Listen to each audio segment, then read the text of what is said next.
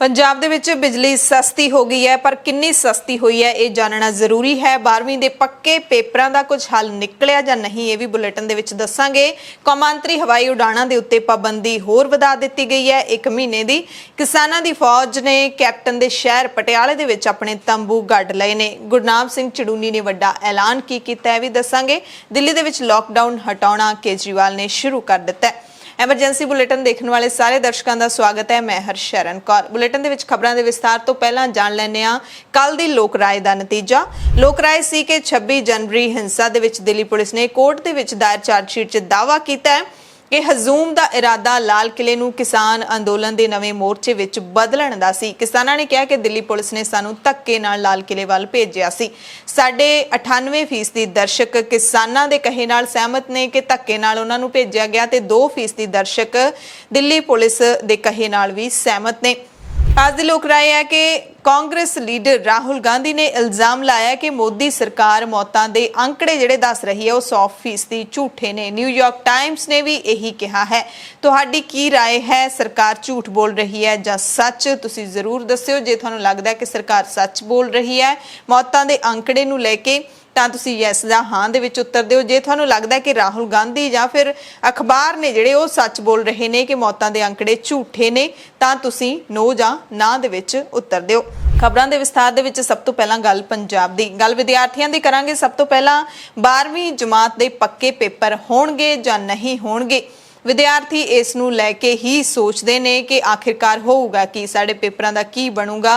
कई विद्यार्थी मानसिक तौर ते भी परेशान रहिंदे ने। पेपरां दी तैयारी करन जां ना करन, अगलियां जमातां बारे सोचण जां ना सोचण, डिग्री कादी करनी है, किस स्ट्रीम दे विच उन्हां ने जाना है, कुछ नहीं पल्ले पै रहा। विद्यार्थियों के मापे भी परेशान ने।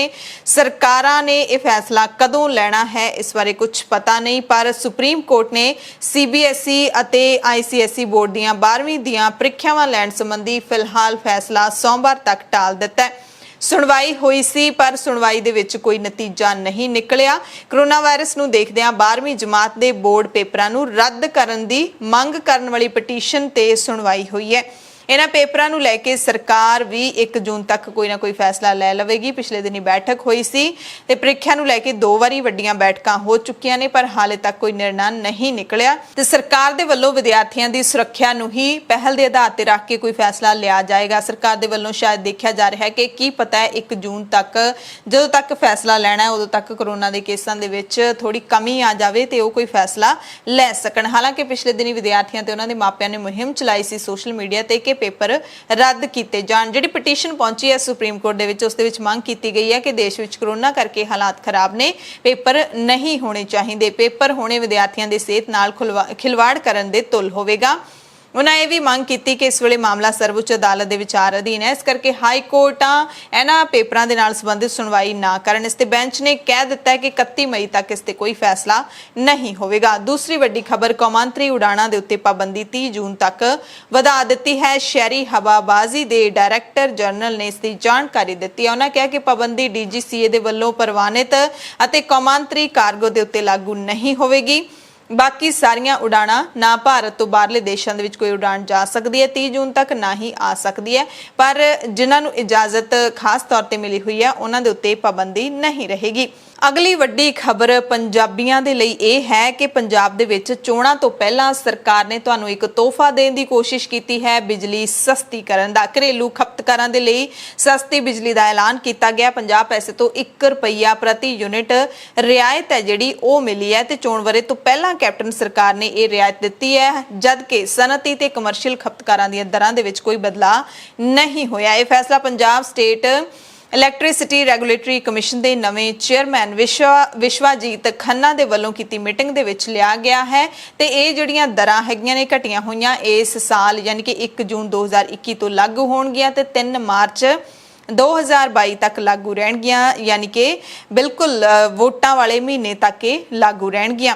सनती खपतकारां दीआं दरां दे विच मामूली वाधा भी किया गया। 2000 किलोवाट तक दे खपतकारां नूं पहलियां 100 यूनिटां ते 1 रुपए ਤੇ 101 ਤੋਂ 300 ਯੂਨਿਟ ਤੱਕ 50 ਪੈਸੇ ਦੀ ਕਟੌਤੀ ਕੀਤੀ ਗਈ ਹੈ। ਪੰਜਾਬ ਰਾਜ ਬਿਜਲੀ ਰੈਗੂਲੇਟਰੀ ਕਮਿਸ਼ਨ ਨੇ ਘਰੇਲੂ ਖਪਤਕਾਰਾਂ ਦੇ ਲਈ ਬਿਜਲੀ ਦਰਾਂ ਦੇ ਵਿੱਚ 50 ਪੈਸੇ ਤੋਂ ਲੈ ਕੇ 1 ਰੁਪਏ ਪ੍ਰਤੀ ਯੂਨਿਟ ਤੱਕ ਦੀ ਕਟੌਤੀ ਕਰਕੇ ਖਪਤਕਾਰਾਂ ਨੂੰ 682 ਕਰੋੜ ਰੁਪਏ ਦੀ ਰਾਹਤ ਦੇਣ ਦਾ ਦਾਅਵਾ ਕੀਤਾ ਹੈ। ਛੋਟੇ ਤੇ ਦਰਮਿਆਨੇ ਉਦਯੋਗਿਕ ਖਪਤਕਾਰਾਂ ਤੇ ਗੈਰ ਘਰੇਲੂ ਖਪਤਕਾਰਾਂ ਯਾਨੀ ਕਿ NRS ਖਪਤਕਾਰਾਂ ਦੇ ਲਈ ਵੀ ਬਿਜਲੀ ਦਰਾਂ ਦੇ ਵਿੱਚ ਕੋਈ ਵਾਧਾ ਨਹੀਂ ਕੀਤਾ ਗਿਆ, ਪਰ ਖੇਤੀਬਾੜੀ ਦੇ ਲਈ ਬਿਜਲੀ ਦਰਾਂ ਦੇ ਵਿੱਚ 9 ਪੈਸੇ ਦਾ ਵਾਧਾ ਕੀਤਾ ਗਿਆ ਹੈ।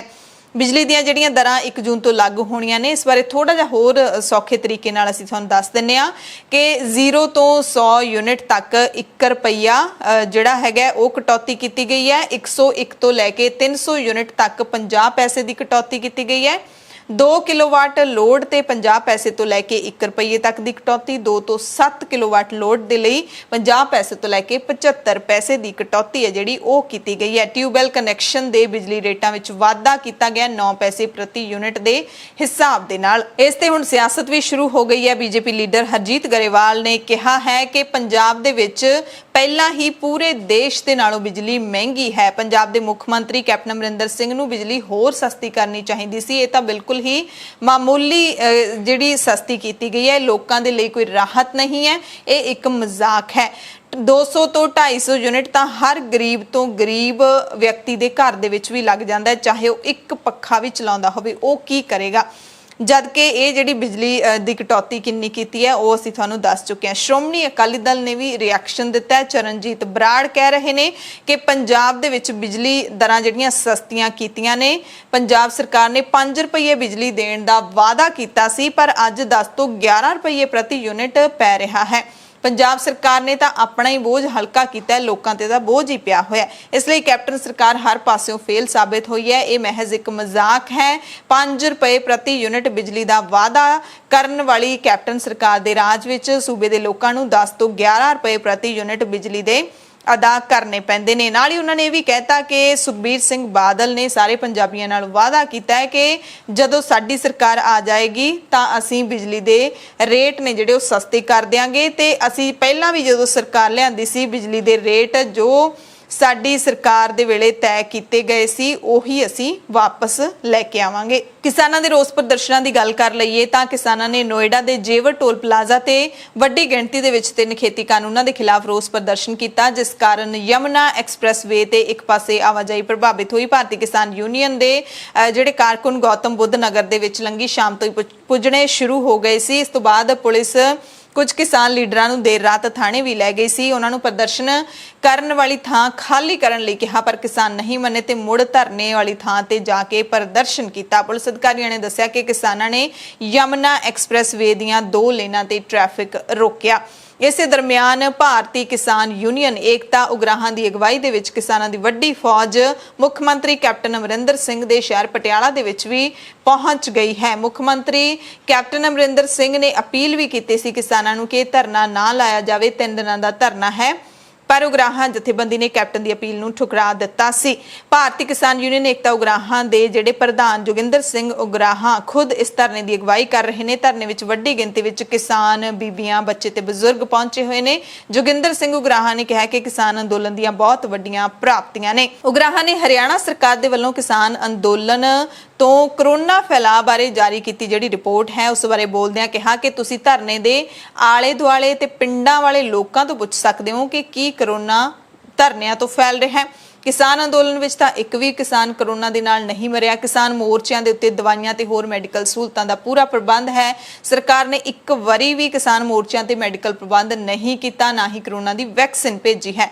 ਉਹਨਾਂ ਕਿਹਾ ਬੀਜੇਪੀ ਬਹੁਤ ਖਤਰਨਾਕ ਕਿਸਮ ਦੀ ਪਾਰਟੀ ਹੈ। ਬੀਜੇਪੀ ਦਾ ਪੰਜਾਬ 'ਚ ਤਾਂ ਬੁਰਾ ਹਾਲ ਹੈ, ਬਾਕੀ ਕਿਤੇ ਵੀ ਤੁਸੀਂ ਦੇਖ ਲਿਓ ਤੇ ਪੱਛਮੀ ਬੰਗਾਲ ਵਿੱਚ ਤਾਂ ਬੀਜੇਪੀ ਹਾਰ ਗਈ ਹੈ। ਤੇ ਭਾਰਤੀ ਕਿਸਾਨ ਯੂਨੀਅਨ ਏਕਤਾ ਉਗਰਾਹਾਂ ਦੇ ਵੱਲੋਂ ਪਟਿਆਲਾ ਦੇ ਵਿੱਚ ਧਰਨਾ ਆਖਿਰਕਾਰ ਕਿਉਂ ਦਿੱਤਾ ਜਾ ਰਿਹਾ ਹੈ? ਮੋਦੀ ਸਰਕਾਰ ਦੇ ਨਾਲ ਲੜਾਈ ਹੈ ਤਾਂ ਪੰਜਾਬ ਸਰਕਾਰ ਦੇ ਖਿਲਾਫ ਕਿਉਂ ਇੱਥੇ ਬਹਿ ਗਏ ਨੇ ਇਹ ਕਿਸਾਨ? ਇਹਨਾਂ ਦੀ ਕੁਝ ਮੰਗਾਂ ਨੇ। ਮੰਗਾਂ ਕੀ ਨੇ ਉਹ ਆਪਾਂ ਤੁਹਾਨੂੰ ਦੱਸ ਦਿੰਦੇ ਹਾਂ।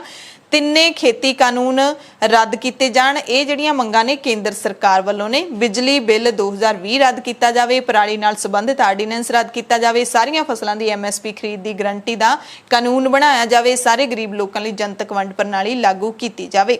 महामारी नाल संबंधित ਜਿਹੜੀਆਂ ਮੰਗਾਂ ਨੇ ਇਹ ਵੀ ਮੋਦੀ ਸਰਕਾਰ ਨੂੰ ਹੀ ਨੇ। ਪੰਜਾਬ ਸਰਕਾਰ ਤੋਂ ਜਿਹੜੀਆਂ ਮੰਗਾਂ ਨੇ ਉਹ ਵੀ ਅਸੀਂ ਦੱਸਾਂਗੇ। ਇਹ ਹੈ ਕਿ ਕਰੋਨਾ ਮਹਾਮਾਰੀ ਤੋਂ ਦੇਸ਼ ਵਾਸੀਆਂ ਨੂੰ ਬਚਾਉਣ ਲਈ ਸਰਕਾਰੀ ਖਜ਼ਾਨੇ ਦਾ ਮੂੰਹ ਖੋਲ੍ਹਿਆ ਜਾਵੇ, ਬੰਦ ਕਰਕੇ ਨਾ ਰੱਖਿਆ ਜਾਵੇ। ਕਾਲੇ ਖੇਤੀ ਕਾਨੂੰਨ, ਮਜ਼ਦੂਰ ਵਿਰੋਧੀ ਲੇਬਰ ਕੋਡ ਪਾਸ ਕਰਨ, ਸਰਕਾਰੀ ਅਦਾਰੇ ਵੇਚਣ, ਨਵੀਂ ਲੋਕ ਵਿਰੋਧੀ ਸਿੱਖਿਆ ਨੀਤੀ, ਪਰਚੂਨ ਵਪਾਰ ਵਿੱਚ ਛੋਟੇ ਕਰਮਚਾਰੀਆਂ ਨੂੰ, ਛੋਟੇ ਕਾਰੋਬਾਰੀਆਂ ਨੂੰ ਬਾਹਰ ਧੱਕ ਕੇ ਸਾਮਰਾਜੀ ਕੰਪਨੀਆਂ ਪੱਖੀ ਲੋਕ ਮਾਰੂ ਨੀਤੀਆਂ ਤਿਆਗ ਦਿੱਤੀਆਂ ਜਾਣ। ਖੇਤੀ ਤੇ ਪਸ਼ੂ ਪਾਲਣ ਕਿੱਤਿਆਂ ਤੇ ਠੋਸਿਆ ਗਿਆ ਕਾਰਪੋਰੇਟ ਮਾਡਲ ਰੱਦ ਕੀਤਾ ਜਾਵੇ। ਸਾਮਰਾਜ ਖੇਤੀ ਵਪਾਰਿਕ ਕੰਪਨੀਆਂ ਤੇ ਪਾਬੰਦੀਆਂ ਲਾਈਆਂ ਜਾਣ। ਸਿਹਤ ਖੇਤਰ ਦੇ ਵਿੱਚ ਉਦਾਰਵਾਦੀ ਨਿੱਜੀਕਰਨ ਤੇ ਸਾਮਰਾਜੀ ਸਾਂਝ ਭਾਈਵਾਲ ਦੀਆਂ ਨੀਤੀਆਂ ਤਿਆਗੀਆਂ ਜਾਣ। ਸਵੈ ਨਿਰਭਰ ਵਿਕਾਸ ਮਾਡਲ ਲਾਗੂ ਕੀਤਾ ਜਾਵੇ। ਤੇ ਹੁਣ ਕੈਪਟਨ ਸਰਕਾਰ ਤੋਂ ਇਹਨਾਂ ਨੂੰ ਕੀ ਤਕਲੀਫ ਹੈ, ਕੀ ਮੰਗਾਂ ਨੇ? ਸਿਹਤ ਵਿਭਾਗ ਦੀਆਂ ਖਾਲੀ ਪਈਆਂ ਪੋਸਟਾਂ ਭਰੀਆਂ ਜਾਣ। ਇਸ ਮਹਾਮਾਰੀ ਦੇ ਦੌਰ ਦੇ ਵਿੱਚ ਬਿਮਾਰੀ ਲਈ ਆਕਸੀਜਨ, ਵੈਂਟੀਲੇਟਰ, ਲੋੜੀਂਦੀਆਂ ਦਵਾਈਆਂ ਤੇ ਖਾਦ ਖੁਰਾਕ ਦੀ ਪੂਰਤੀ ਦਾ ਪ੍ਰਬੰਧ ਕੀਤਾ ਜਾਵੇ। ਪੀੜਤ ਲੋਕਾਂ ਦੀ ਪ੍ਰਾਈਵੇਟ ਹਸਪਤਾਲਾਂ ਦੇ ਵੱਲੋਂ ਨਾਜਾਇਜ਼ ਲੁੱਟ-ਖਸੁੱਟ ਨੂੰ ਠੱਲ ਪਾਉਣ ਦੇ ਲਈ ਸਰਕਾਰੀ ਕੰਟਰੋਲ ਅਧੀਨ ਲਿਆਂਦਾ ਜਾਵੇ। ਕੋਰੋਨਾ ਸਾਵਧਾਨੀਆਂ ਦੀ ਆੜ ਵਿੱਚ ਪੁਲਿਸ ਵੱਲੋਂ ਕੁਟਾਪਾ ਕਰਨ, ਚਲਾਨ ਕੱਟਣ, ਗ੍ਰਿਫਤਾਰ ਕਰਕੇ ਜੇਲ੍ਹ ਭੇਜਣ ਤੇ ਕਰਫਿਊ ਲਾਉਣ ਦੀ ਜਾਬਰ ਨੀਤੀ ਤਿਆਗੀ ਜਾਵੇ। ਲੋਕਾਂ ਨੂੰ ਵਪਾਰਕ ਪੱਧਰ ਤੇ ਜਾਣਕਾਰੀ ਤੇ ਚੇਤਨਾ ਪੈਦਾ ਕਰਕੇ ਸੁਚੇਤ ਕੀਤਾ ਜਾਵੇ। ਲਾਕਡਾਊਨ ਜਾਂ ਕਰਫਿਊ ਦੀ ਜਿਹੜੀ ਤਰਕਹੀਣ ਪਹੁੰਚ ਹੈ ਉਸ ਨੂੰ ਖਤਮ ਕੀਤਾ ਜਾਵੇ। ਬਹੁਤ ਹੀ ਅਣਸਰਦੀ ਹਾਲਤ ਦੇ ਵਿੱਚ ਇਹ ਜਿਹੜਾ ਕਦਮ ਚੁੱਕਣਾ ਚਾਹੀਦਾ ਹੈ। ਤੇ ਜਦੋਂ ਲਾਕਡਾਊਨ ਲਾਇਆ ਜਾਵੇ ਤਾਂ ਲੋਕਾਂ ਦੇ ਗੁਜ਼ਾਰੇ, ਰੁਜ਼ਗਾਰ, ਆਮਦਨ ਤੇ ਕਾਰੋਬਾਰ ਦੇ ਲਈ ਢੁਕਵੀਂ ਨੀਤੀ ਬਣਾਈ ਜਾਣੀ ਚਾਹੀਦੀ ਹੈ। ਸਰਕਾਰ ਦੇ ਵੱਲੋਂ ਸਾਰੇ ਲੋਕਾਂ ਨੂੰ ਵੈਕਸੀਨ ਮੁਫਤ ਦਿੱਤੀ ਜਾਵੇ। ਜਬਰੀ ਵੈਕਸੀਨ ਲਾਉਣ ਦੀ ਨੀਤੀ ਰੱਦ ਕੀਤੀ ਜਾਵੇ। ਹਰ ਪਿੰਡ ਤੇ ਸ਼ਹਿਰ ਮੁਹੱਲੇ ਵਿੱਚ ਲੋੜ ਪੈਣ ਤੇ ਤੁਰੰਤ ਕਰੋਨਾ ਟੈਸਟ ਤੇ ਮੁੱਢਲੀ ਡਾਕਟਰੀ ਸਹਾਇਤਾ ਦੇ ਪੁਖਤਾ ਪ੍ਰਬੰਧ ਕੀਤੇ ਜਾਣ। ਹੋਰਨਾਂ ਮਾਰੂ ਬਿਮਾਰੀਆਂ ਤੋਂ ਪੀੜਤ ਲੋਕਾਂ ਦੇ ਨਿਰਵਿਘਨ ਇਲਾਜ ਨੂੰ ਵੀ ਯਕੀਨੀ ਬਣਾਇਆ ਜਾਵੇ। ਇਹ ਮੰਗਾਂ ਨੇ ਪੰਜਾਬ ਸਰਕਾਰ ਤੋਂ। ਕਿਸਾਨਾਂ ਦੇ ਨਾਲ ਜੁੜੀ ਇੱਕ ਹੋਰ ਵੱਡੀ ਖਬਰ ਹੈ ਕਿ ਗੁਰਨਾਮ ਸਿੰਘ ਚੜੂਨੀ ਨੇ ਭਾਰਤੀ ਕਿਸਾਨ ਮਜ਼ਦੂਰ ਫੈਡਰੇਸ਼ਨ ਬਣਾਉਣ ਦਾ ਐਲਾਨ ਕੀਤਾ ਹੈ। ਸੰਯੁਕਤ ਕਿਸਾਨ ਮੋਰਚੇ ਦੇ ਅਧੀਨ ਇਹ ਫੈਡਰੇਸ਼ਨ ਕੰਮ ਕਰੇਗੀ। ਕਿਸਾਨ ਮੋਰਚੇ ਨੂੰ ਸਹਿਯੋਗ ਕਰੇਗੀ, ਜਿਸ ਵਿੱਚ ਦੇਸ਼ ਦੇ ਵੱਖ-ਵੱਖ ਸੂਬਿਆਂ ਦੇ ਕਿਸਾਨ ਤੇ ਮਜ਼ਦੂਰ ਸ਼ਾਮਿਲ ਹੋਣਗੇ। ਗੁਰਨਾਮ ਸਿੰਘ ਚੜੂਨੀ ਨੇ ਦੱਸਿਆ ਕਿ 5 ਮੈਂਬਰੀ ਕਮੇਟੀ ਬਣਾਈ ਗਈ ਹੈ। ਇਸ ਵਿੱਚ ਪੰਜਾਬ, ਬਿਹਾਰ, ਹਰਿਆਣਾ, ਮੱਧ ਪ੍ਰਦੇਸ਼, ਰਾਜਸਥਾਨ ਤੇ ਛੱਤੀਸਗੜ੍ਹ ਵਰਗੇ ਸੂਬਿਆਂ ਦੀਆਂ 36 ਜਥੇਬੰਦੀਆਂ ਤੇ ਯੂਨੀਅਨਾਂ ਨੂੰ ਸ਼ਾਮਿਲ ਕੀਤਾ ਗਿਆ, ਜੋ ਹਾਲੇ ਤੱਕ ਸੰਯੁਕਤ ਕਿਸਾਨ ਮੋਰਚੇ ਦੇ ਨਾਲ ਨਹੀਂ ਜੁੜ ਸਕੇ। ਉਹਨਾਂ ਨੂੰ ਸ਼ਾਮਿਲ ਕੀਤਾ ਗਿਆ ਹੈ। ਉਹਨਾਂ ਨੂੰ ਅੱਗੇ ਲਿਆਉਣ ਦੇ ਲਈ ਇਹ ਫੈਡਰੇਸ਼ਨ ਬਣਾਈ ਗਈ ਹੈ।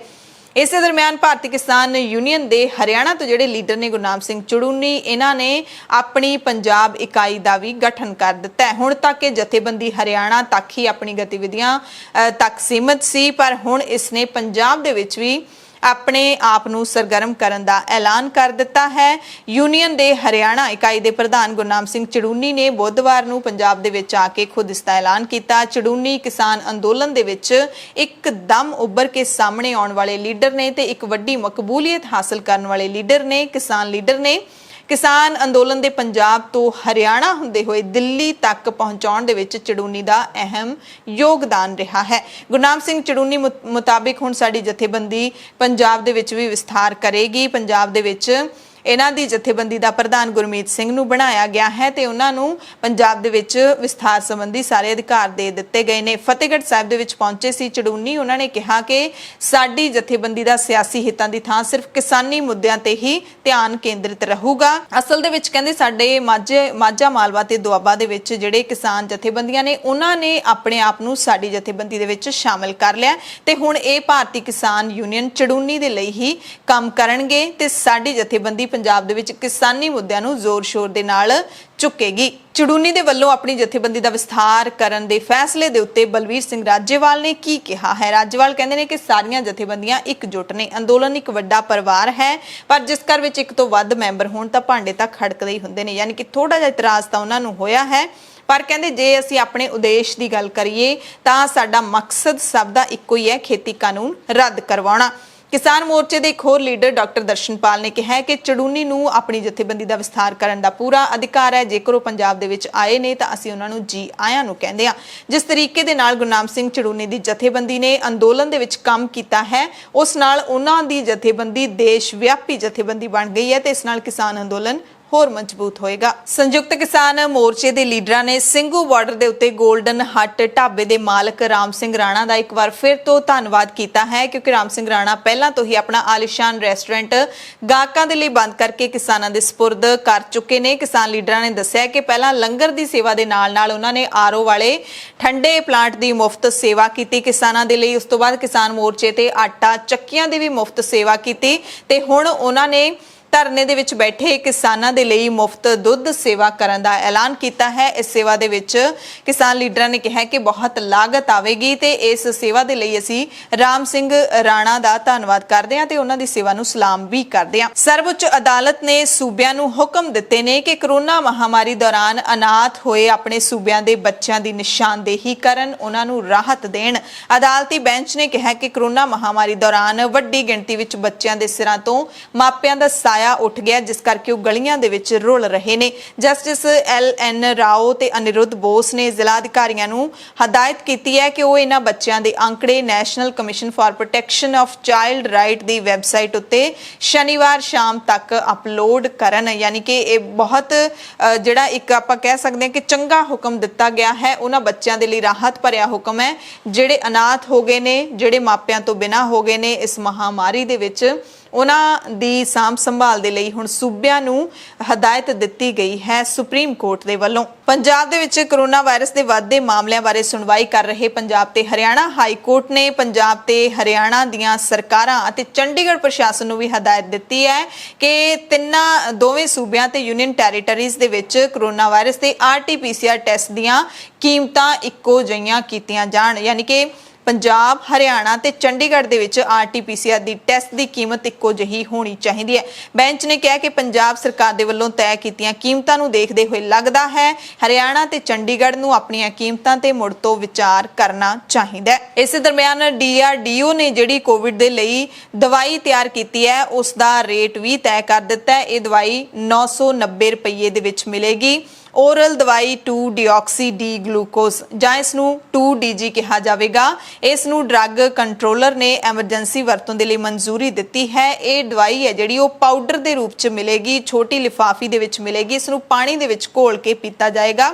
ਇੱਕ ਪੈਕਟ ਹੈ ਨਿੱਕਾ, ਉਹ 990 ਰੁਪਏ ਦਾ ਮਿਲੇਗਾ। ਕੇਂਦਰ ਤੇ ਸੂਬਾ ਸਰਕਾਰਾਂ ਦੇ ਹਸਪਤਾਲਾਂ ਦੇ ਵਿੱਚ ਇਹ ਦਵਾਈ ਡਿਸਕਾਊਂਟ ਰੇਟ ਤੇ ਮਿਲੇਗੀ। ਸੈਨਾ ਦੇ ਜਵਾਨਾਂ, ਬਜ਼ੁਰਗਾਂ ਤੇ ਉਹਨਾਂ ਦੇ ਪਰਿਵਾਰਕ ਮੈਂਬਰਾਂ ਦੀ ਮੈਡੀਕਲ ਸਲਾਹ ਦੇ ਲਈ ਰੱਖਿਆ ਮੰਤਰੀ ਰਾਜਨਾਥ ਸਿੰਘ ਨੇ ਵੈਬਸਾਈਟ ਵੀ ਲਾਂਚ ਕੀਤੀ ਹੈ। ਉਹਨਾਂ ਕਿਹਾ ਸੀ ਕਿ ਇਸ ਦਵਾਈ ਦੇ 10,000 ਛੋਟੇ ਲਿਫਾਫੇ ਯਾਨੀ ਕਿ ਸੈਸ਼ੇ ਬਾਜ਼ਾਰ ਦੇ ਵਿੱਚ ਆ ਰਹੇ ਨੇ ਤੇ ਇਸ ਦਵਾਈ ਨਾਲ ਇਲਾਜ ਤੋਂ ਬਾਅਦ ਕਈ ਮਰੀਜ਼ RT-PCR ਜਾਂਚ ਦੇ ਵਿੱਚ ਨੈਗੇਟਿਵ ਆਏ ਨੇ। DRDO ਨੇ ਇਸ ਨੂੰ ਤਿਆਰ ਕੀਤਾ ਪਰ ਇਸ ਨੂੰ ਹਰ ਕੋਈ ਖਰੀਦ ਨਹੀਂ ਸਕੇਗਾ।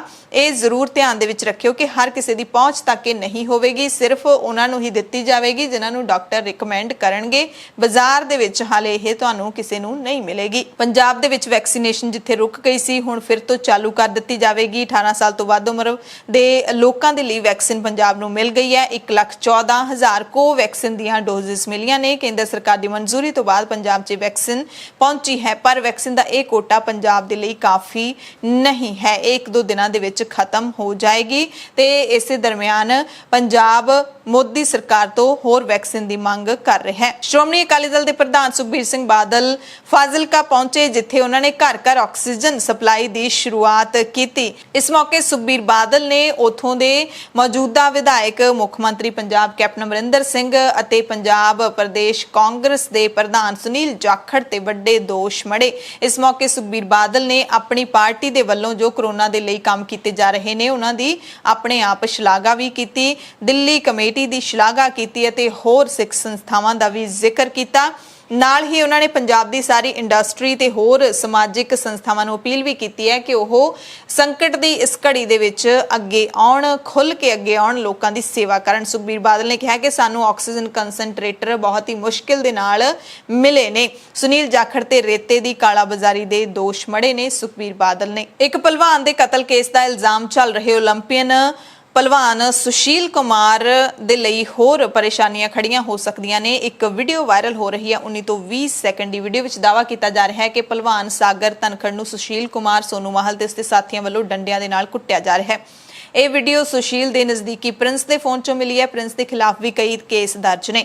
ਪੁਲਿਸ ਨੇ ਦਾਅਵਾ ਕੀਤਾ ਹੈ ਕਿ ਇਸ ਵੀਡੀਓ ਵਿੱਚ ਸੁਸ਼ੀਲ ਕੁਮਾਰ ਵੀ ਹੈ। ਵੀਡੀਓ ਵਿੱਚ ਕਈ ਲੋਕ ਮਾਰੂ ਹਥਿਆਰ ਲੈ ਕੇ ਖੜੇ ਹੋਏ ਨੇ। ਸਾਗਰ ਧਨਖੜ ਜ਼ਮੀਨ ਤੇ ਡਿੱਗਿਆ ਹੋਇਆ ਆਪਣੇ ਬਚਾਅ ਲਈ ਹੱਥ ਜੋੜ ਰਿਹਾ ਹੈ। ਵੀਡੀਓ ਦੀ FSL ਰੋਹਿਣੀ ਦੇ ਵਿੱਚ ਫੋਰੈਂਸਿਕ ਜਾਂਚ ਵੀ ਕੀਤੀ ਗਈ, ਜਿੱਥੇ ਇਹ ਵੀਡੀਓ ਮਿਲੀ ਹੈ ਉਸੇ ਮੋਬਾਈਲ ਤੋਂ ਇਹ ਵੀਡੀਓ ਬਣਾਈ ਗਈ। ਕਾਂਗਰਸ ਵਿਧਾਇਕ ਨਵਜੋਤ ਸਿੰਘ ਸਿੱਧੂ ਮੁੜ ਤੋਂ ਪੰਜਾਬ ਸਰਕਾਰ ਤੇ ਨਿਸ਼ਾਨਾ ਕੱਸ ਰਹੇ ਨੇ। ਇੱਕ ਦੋ ਦਿਨਾਂ ਦੇ ਵਕਫੇ ਤੋਂ ਬਾਅਦ ਸਿੱਧੂ ਨੇ ਟਵੀਟ ਕੀਤਾ ਹੈ ਤੇ ਕੈਪਟਨ ਸਰਕਾਰ ਨੂੰ ਮੁੜ ਤੋਂ ਲਪੇਟੇ ਵਿੱਚ ਲਿਆ ਹੈ। 3 ਖੇਤੀ ਕਾਨੂੰਨ ਪੰਜਾਬ ਦੀ ਕਿਸਾਨੀ ਦੇ ਖਾਤਮੇ ਅਤੇ ਭਾਰਤ ਦੀ ਭੋਜਨ ਸੁਰੱਖਿਆ ਕੁਝ ਚੋਣਵੇਂ ਪੂੰਜੀਪਤੀਆਂ ਦੇ ਹੱਥਾਂ ਵਿੱਚ ਦੇਣ ਦੀ ਸਾਜ਼ਿਸ਼ ਦਾ ਹਿੱਸਾ ਹਨ। ਇਹ ਕਿਹਾ ਸਿੱਧੂ ਨੇ। ਕਹਿੰਦੇ ਭਾਵੇਂ ਇਹ ਕਾਨੂੰਨ ਰੱਦ ਵੀ ਹੋ ਜਾਣ, ਪਰ ਜੋ ਤੱਕ ਪੰਜਾਬ ਖੁਦ ਕਿਸਾਨਾਂ ਨੂੰ MSP ਦੇਣੀ ਯਕੀਨੀ ਨਹੀਂ ਬਣਾਉਂਦਾ ਤੇ ਭੰਡਾਰਨ ਸਮਰੱਥਾ ਕਿਸਾਨਾਂ ਦੇ ਹੱਥ ਵਿੱਚ ਨਹੀਂ ਦਿੰਦਾ, ਉਦੋਂ ਤੱਕ ਪੂੰਜੀਪਤੀ ਆਪਣੇ ਮਕਸਦ ਵਿੱਚ ਸ਼ਾਇਦ ਕਾਮਯਾਬ ਹੁੰਦੇ ਰਹਿਣਗੇ। ਸਿੱਧੂ ਨੇ ਕਿਹਾ ਕਿ ਅੱਜ ਪੰਜਾਬ ਨੂੰ ਕੱਲੀ ਵੱਖਰੀ ਰਾਜਨੀਤੀ ਦੀ ਲੋੜ ਨਹੀਂ ਹੈ, ਕੱਲੇ ਕੇਂਦਰ ਸਰਕਾਰ ਦੇ ਕਾਨੂੰਨਾਂ ਦਾ ਵਿਰੋਧ ਕਰਨ ਦੀ ਲੋੜ ਨਹੀਂ ਹੈ, ਬਲਕਿ ਪੰਜਾਬ ਨੂੰ ਇੱਕ ਵੱਖਰੇ ਆਰਥਿਕ ਢਾਂਚੇ ਦੀ ਵੀ ਲੋੜ ਹੈ। ਪੰਜਾਬ ਨੂੰ ਆਰਥਿਕ ਵਿੱਤੀ ਸੰਕਲਪ ਦੀ ਲੋੜ ਹੈ। ਇਸੇ ਦਰਮਿਆਨ ਕਾਂਗਰਸ ਦੇ ਅੰਦਰ ਜਿਹੜਾ ਘਮਸਾਨ ਮਚਿਆ ਹੋਇਆ ਉਸ ਨੂੰ ਸੁਲਝਾਉਣ ਦੇ ਲਈ ਪਾਰਟੀ ਹਾਈ ਕਮਾਂਡ ਨੇ ਹੁਣ ਥੋੜੀ ਹਰਕਤ ਦਿਖਾਈ ਹੈ। ਹਾਈ ਕਮਾਂਡ ਨੇ 3 ਮੈਂਬਰੀ ਕਮੇਟੀ ਬਣਾ ਦਿੱਤੀ ਹੈ। ਕਮੇਟੀ ਵਿੱਚ ਮਲਿਕਾਰਜੁਨ ਖੜਗੇ, ਹਰੀਸ਼ ਰਾਵਤ, JP ਅਗਰਵਾਲ ਸ਼ਾਮਿਲ ਹੋਣਗੇ।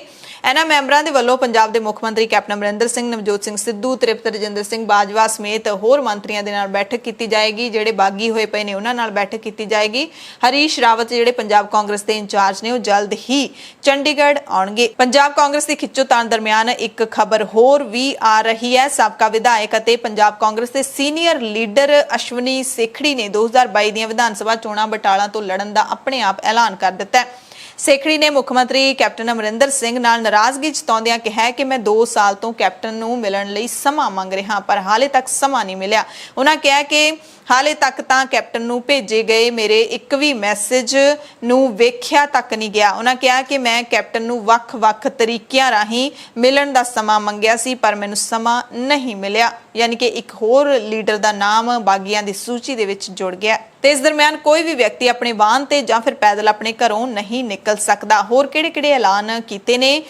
ਜ਼ਰੂਰੀ ਸਮਾਨ ਵਾਲੀਆਂ ਦੁਕਾਨਾਂ ਜਿਵੇਂ ਦੁੱਧ, ਸਬਜ਼ੀਆਂ, ਫਲਾਂ, ਰੋਜ਼ਾਨਾ ਵਰਤੋਂ ਵਾਲਾ ਸਮਾਨ, ਆਂਡੇ, ਮੀਟ, ਗਰੋਸਰੀ, ਬੇਕਰੀ ਦੀਆਂ ਦੁਕਾਨਾਂ ਦੁਪਹਿਰੇ 12 ਵਜੇ ਤੱਕ ਸਿਰਫ ਹੋਮ ਡਿਲੀਵਰੀ ਲਈ ਖੁੱਲਣਗੀਆਂ। ਵੀਕਐਂਡ ਲਾਕਡਾਊਨ ਦੇ ਵਿੱਚ ਐਗਜ਼ੀਕਿਊਟਿਵ ਮੈਜਿਸਟ੍ਰੇਟ, ਪੁਲਿਸ, ਫੌਜ, CAPF, ਸਿਹਤ ਕਰਮੀ, ਬਿਜਲੀ ਕਰਮਚਾਰੀ, ਫਾਇਰ ਕਰਮਚਾਰੀ, ਮਾਨਤਾ ਪ੍ਰਾਪਤ ਮੀਡੀਆ ਕਰਮੀ, ਟੈਲੀਕਾਮ ਸਰਵਿਸਿਜ਼ ਵਾਲੇ ਜਿਨ੍ਹਾਂ ਦੇ ਵਿੱਚ ਇੰਟਰਨੈਟ, ਸਰਕਾਰੀ ਪੋਸਟਲ ਸੇਵਾਵਾਂ ਤੇ ਸਰਕਾਰੀ ਮਸ਼ੀਨਰੀ ਸ਼ਾਮਿਲ ਨੇ, ਉਹਨਾਂ ਨੂੰ ਆਪਣੀ ID ਪ੍ਰੂਫ ਦੇ ਨਾਲ ਘਰੋਂ ਬਾਹਰ ਨਿਕਲਣ ਦੀ ਇਜਾਜ਼ਤ ਹੋਵੇਗੀ।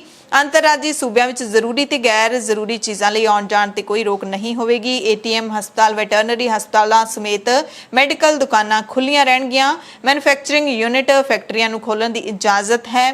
ਫੈਕਟਰੀਆਂ ਦੇ ਕਰਮਚਾਰੀਆਂ ਨੂੰ ਵੀ ਆਪਣੇ ਵਾਹਨਾਂ ਸਮੇਤ ਘਰੋਂ ਨਿਕਲਣ ਦੀ ਇਜਾਜ਼ਤ ਹੈ, ਪਰ ਇਹਨਾਂ ਕੋਲੇ ਆਪਣਾ ਆਇਡੈਂਟੀਟੀ ਕਾਰਡ ਯਾਨੀ ਕਿ ਪਛਾਣ ਪੱਤਰ ਹੋਣਾ ਚਾਹੀਦਾ ਹੈ।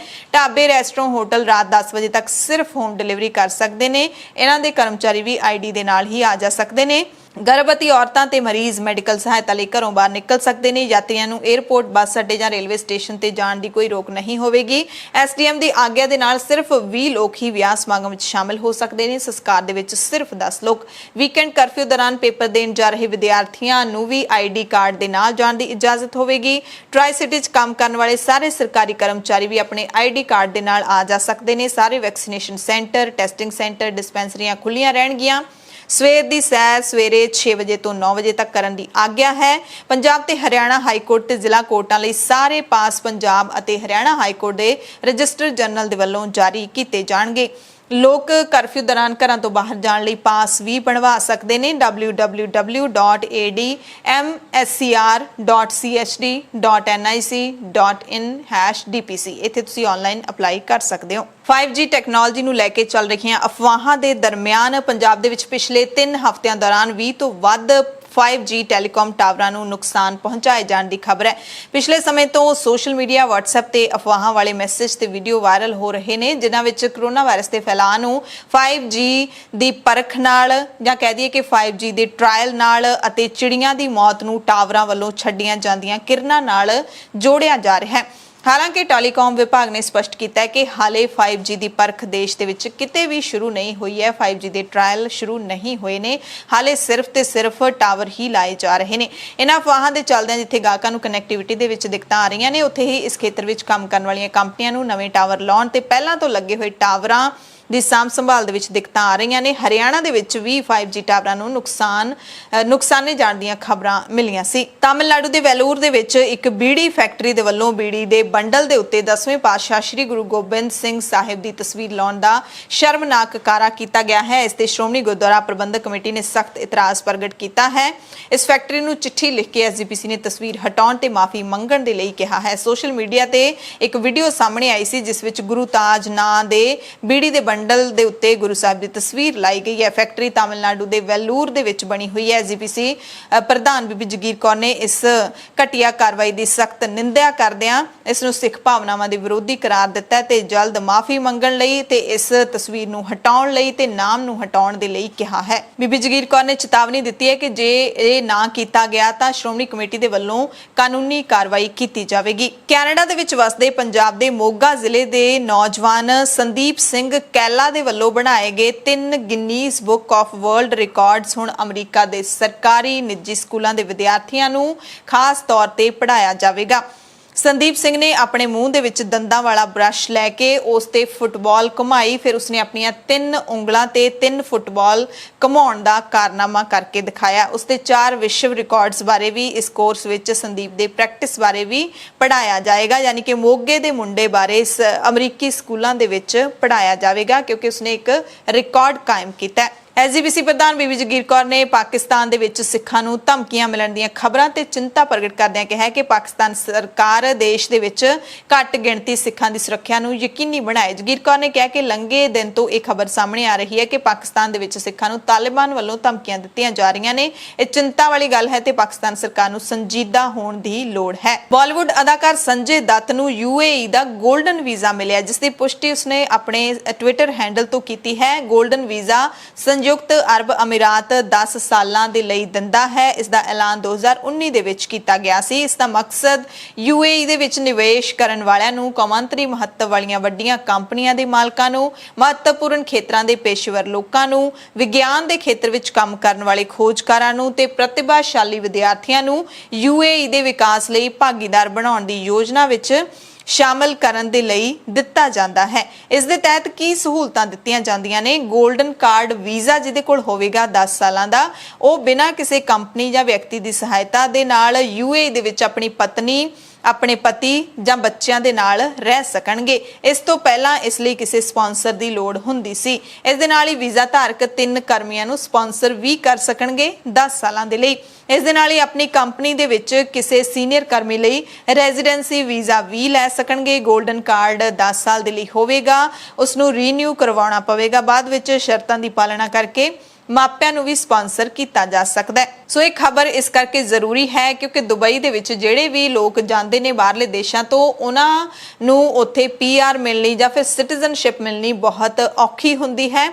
ਆਪਣੇ ਪਰਿਵਾਰ ਨੂੰ ਬੁਲਾਉਣਾ ਤਾਂ ਉਹ ਭੁੱਲ ਹੀ ਜਾਂਦੇ ਨੇ ਕਿ ਕਿਤੇ ਉਹ ਆਪਣੇ ਪਰਿਵਾਰ ਨੂੰ ਇੱਥੇ ਸੈੱਟ ਕਰਵਾ ਸਕਦੇ ਨੇ। ਪਰ ਇੱਕ ਸ਼ਰਤ ਹੈ, ਜਿਹੜੀ ਇੱਕ ਆਪਸ਼ਨ ਹੈਗੀ ਹੈ UAE ਦਾ 골ਡਨ ਵੀਜ਼ਾ, ਉਹ ਲੈ ਸਕਦੇ ਨੇ ਜੇ ਉਹ ਸ਼ਰਤਾਂ ਪੂਰੀਆਂ ਕਰਦੇ ਨੇ। ਸਾਹਿਬਜ਼ਾਦਾ ਅਜੀਤ ਸਿੰਘ ਨਗਰ ਜ਼ਿਲ੍ਹੇ ਦੇ ਖਰੜ ਤੋਂ ਇੱਕ ਖਬਰ ਤੁਹਾਨੂੰ ਦੱਸਦੇ ਹਾਂ, ਜਿੱਥੇ ਇੱਕ ਐਡਵੋਕੇਟ ਨੇ ਰਾਸ਼ਟਰਪਤੀ ਅਤੇ ਮੁੱਖ ਮੰਤਰੀ ਕੈਪਟਨ ਅਮਰਿੰਦਰ ਸਿੰਘ ਨੂੰ ਚਿੱਠੀ ਲਿਖ ਕੇ ਇੱਛਾ ਮੌਤ ਮੰਗੀ ਹੈ। ਖਰੜ ਦੇ ਐਡਵੋਕੇਟ ਨਰਿੰਦਰ ਸਿੰਘ ਨੌਜਵਾਨ ਐਡਵੋਕੇਟ ਨੇ ਖਰੜ ਤਹਿਸੀਲ ਦੇ ਵਿੱਚ ਨੋਟਰੀ ਨੇ। ਉਹਨਾਂ ਦੇਸ਼ ਦੇ ਰਾਸ਼ਟਰਪਤੀ ਦੇ ਨਾਲ-ਨਾਲ ਪੰਜਾਬ ਦੇ ਗਵਰਨਰ, ਪੰਜਾਬ ਦੇ ਮੁੱਖ ਮੰਤਰੀ ਤੇ ਸਿਹਤ ਮੰਤਰੀ ਨੂੰ ਆਪਣੀ ਇੱਛਾ ਅਨੁਸਾਰ ਮਰਨ ਦੇ ਲਈ ਬੇਨਤੀ ਪੱਤਰ ਭੇਜਿਆ। ਨਰਿੰਦਰ ਸਿੰਘ ਨੇ ਦੱਸਿਆ ਕਿ ਮੈਂ 15 ਵਾਰੀ ਗੁਰਦਿਆਂ ਦੀ ਪੱਥਰੀ ਦਾ ਆਪਰੇਸ਼ਨ ਕਰਵਾ ਚੁੱਕਿਆ, ਪਰ ਪੱਥਰੀਆਂ ਫਿਰ ਬਣ ਜਾਂਦੀਆਂ ਨੇ। ਚੰਡੀਗੜ੍ਹ PGI ਵਿੱਚ ਮੇਰਾ ਇਲਾਜ ਚੱਲ ਰਿਹਾ ਹੈ। ਲੋਕਡਾਊਨ ਤੋਂ ਪਹਿਲਾਂ ਡਾਕਟਰਾਂ ਨੇ ਮੇਰਾ ਆਪਰੇਸ਼ਨ ਕਰਨਾ ਸੀ, ਇਸ ਲਈ ਡਾਕਟਰਾਂ ਨੇ ਮੇਰੇ ਦੋਵੇਂ ਗੁਰਦਿਆਂ ਵਿੱਚ ਸਟੰਟ ਵੀ ਪਾ ਦਿੱਤੇ ਸੀ, ਪਰ ਕਰੋਨਾ ਮਹਾਮਾਰੀ ਕਰਕੇ PGI ਦੇ ਡਾਕਟਰਾਂ ਨੇ ਮੇਰਾ ਆਪਰੇਸ਼ਨ ਟਾਲ ਦਿੱਤਾ।